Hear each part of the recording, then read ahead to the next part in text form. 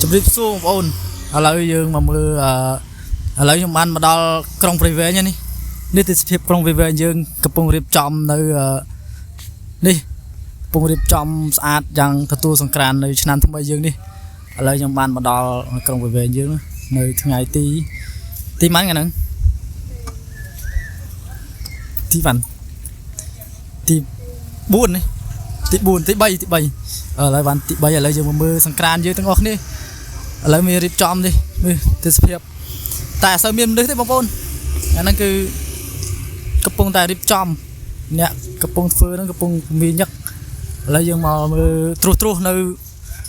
វីដេអូយើងមកមើលកន្លែងគេកំពុងសាងសង់នេះ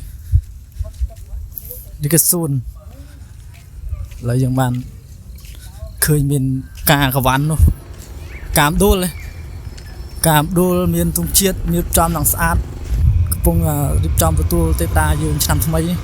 ជិតដល់ហើយបងប្អូនអើយកុំភ្លេចមកលេងទាំងអស់គ្នាសប្បាយសង្ក្រាន្តព្រៃវែងយើងមានរៀបចំធំបាសធំអី concert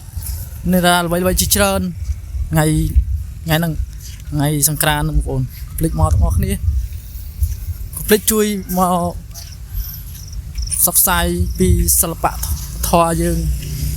អ្នកក្រុងព្រៃវែងយើងទាំងអស់គ្នាវីដេអូមានប៉ុណ្ណឹងជម្រាបលាហ្នឹងហើយវីដេអូជម្រាបលាបងប្អូនជម្រាបលា